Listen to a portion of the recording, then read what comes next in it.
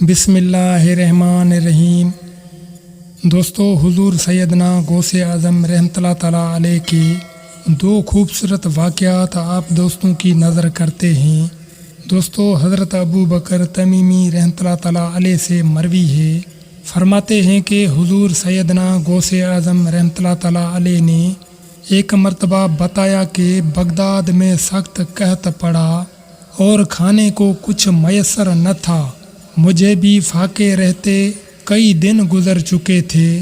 ایک روز جب بھوک کا غلبہ کچھ زیادہ ہوا تو میں دریائے دجلہ پر چلا گیا تاکہ اگر کچھ گھاس یا پتے ملیں تو کھا کر گزارا کر لوں، مگر وہاں پہلے ہی بہت سے لوگ موجود تھے اور وہ بھی میری طرح کھانے کی تلاش میں تھے۔ بالآخر میں شہر کی جانب واپس لوٹ آیا۔ ابھی کچھ دیر ہی گزری تھی کہ ایک نوجوان بھنا ہوا گوشت لے کر مسجد میں داخل ہوا اور کھانے بیٹھ گیا۔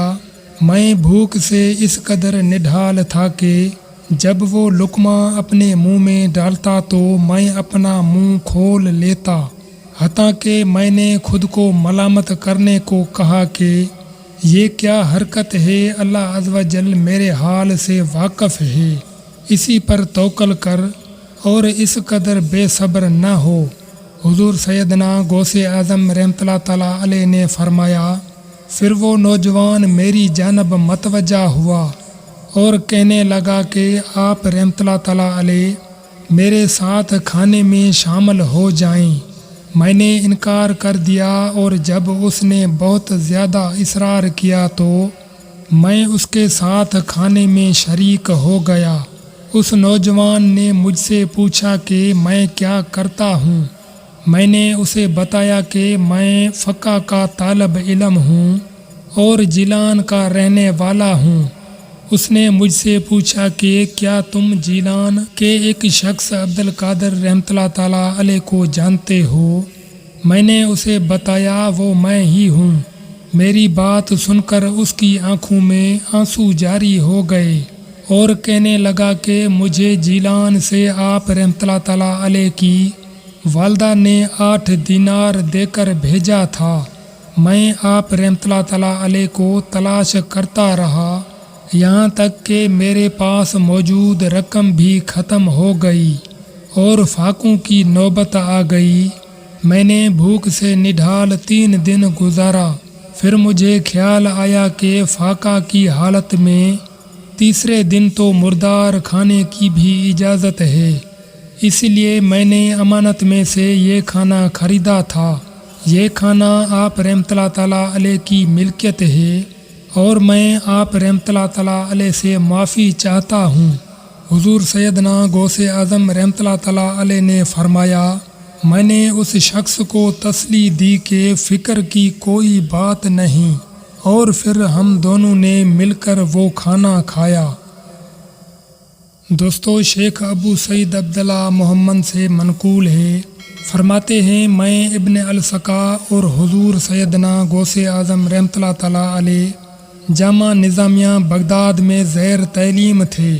اس زمانے میں بغداد میں ایک شخص بہت مشہور تھا اور سب اس کو غوث کہتے تھے۔ وہ جب چاہتا ظاہر ہو جاتا اور جب چاہتا غائب ہو جاتا تھا۔ ایک روز ہم تینوں دوستوں نے اس بات کا ارادہ کیا کہ ان سے ملا جائے۔ جب ہم روانہ ہوئے تو ابن السقا نے کہا کہ میں اس غوث سے ایسا مسئلہ پوچھوں گا کہ وہ لاجواب ہو جائے گا۔ میں نے کہا کہ میں بھی ایک سوال کروں گا، دیکھتا ہوں وہ کیا جواب دیتے ہیں۔ حضور سیدنا غوث اعظم رحمۃ اللہ تعالیٰ علیہ نے فرمایا کہ میں کوئی سوال نہیں کروں گا، میں تو صرف ان کی زیارت کی سعادت حاصل کروں گا۔ شیخ ابو سعید عبداللہ محمد فرماتے ہیں، جب ہم وہاں پہنچے تو وہ موجود نہ تھے۔ تھوڑی دیر بعد وہ ظاہر ہوئے اور ابن السقا سے کہنے لگے، اے ابن السقا، تجھ پر صد افسوس ہے، تو مجھ سے ایسا سوال پوچھنا چاہتا تھا جس سے تو مجھے لاجواب کر دے۔ تمہارا سوال یہ تھا اور اس کا جواب یہ ہے۔ اور انہوں نے ابن السکا کے بتائے بغیر اس کے سوال کا جواب دے دیا، اور پھر فرمایا مجھے تیرے اندر کفر نظر آتا ہے۔ پھر انہوں نے میری جانب نگاہ کی اور فرمایا کہ تمہارا سوال یہ ہے اور اس کا جواب یہ ہے، اور تمہاری اس بے ادبی کی وجہ سے دنیا تمہارے کانوں تک چھا جائے گی۔ پھر وہ حضور سیدنا غوث اعظم رحمۃ اللہ تعالیٰ علیہ کی جانب متوجہ ہوئے اور ان کو اپنے پاس بلا کر بٹھایا اور ان کے ساتھ نہایت عزت و احترام سے پیش آئے اور فرمایا، اے عبد القادر رحمۃ اللہ تعالیٰ علیہ، تو نے اپنے ادب کی بدولت اللہ اور اس کے رسول صلی اللہ علیہ وآلہ وسلم کو راضی کر لیا۔ تم عنقریب ایک ممبر پر بیٹھو گے اور سارا بغداد تمہاری بات سنے گا۔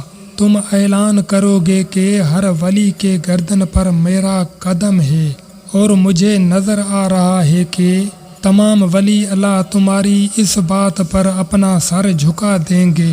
شیخ ابو سعید عبداللہ محمد رحمۃ اللہ تعالیٰ علیہ فرماتے ہیں، اس کے بعد وہ غوث غائب ہو گئے اور ہماری ان سے پھر کبھی کوئی ملاقات نہ ہوئی۔ جس وقت حضور سیدنا غوث اعظم رحمۃ اللہ تعالیٰ علیہ ممبر ولایت پر بیٹھے اور آپ رحمۃ اللہ تعالیٰ علیہ نے اعلان کیا کہ تمام اولیاء کی گردنوں پر میرا پاؤں ہے، شیخ ابو سعید عبداللہ محمد رحمۃ اللہ تعالیٰ علیہ فرماتے ہیں، ابن السکا کا یہ حال تھا کہ اس نے شرعی علوم پر دسترس حاصل کی اور ہر ایک کو اپنے علم سے مات دی، مگر جب خلفاء نے اسے اپنا مقرب خاص بنا کر شاہ روم کی جانب بھیجا تو اس نے شاہ روم کے تمام عیسائی پادریوں کو مات دے دی۔ شاہ روم نے اس کی نہایت عزت کی اور اسے اپنا مقرب خاص بنا لیا۔ وہاں ابن السکا ایک لڑکی پر فرفتہ ہوا اور اس نے شاہ روم سے اس کا رشتہ مانگا۔ شاہ روم نے کہا کہ اس کا رشتہ میں ایک شرط پر دوں گا، جب تو عیسائی ہوگا۔ ابن السکا نے اس لڑکی سے شادی کی غرض سے عیسائی مذہب اختیار کر لیا۔ مجھے جب علم ہوا تو مجھے ان غوث کا قول یاد آ گیا۔ شیخ ابو سعید عبداللہ محمد رحمۃ اللہ تعالیٰ علیہ فرماتے ہیں، میری حالت یہ ہوئی کہ میں بغداد سے دمشق آیا تو سلطان نور الدین زنگی ملک شہید نے مجھے محکمہ اوقات کا ناظم اعلیٰ مقرر کر دیا۔ میں حاکم ہو گیا اور دنیا چاروں جانب سے مجھ پر ٹوٹ پڑی۔ اس غوث کی کہی ہوئی تینوں باتیں درست ثابت ہوئیں۔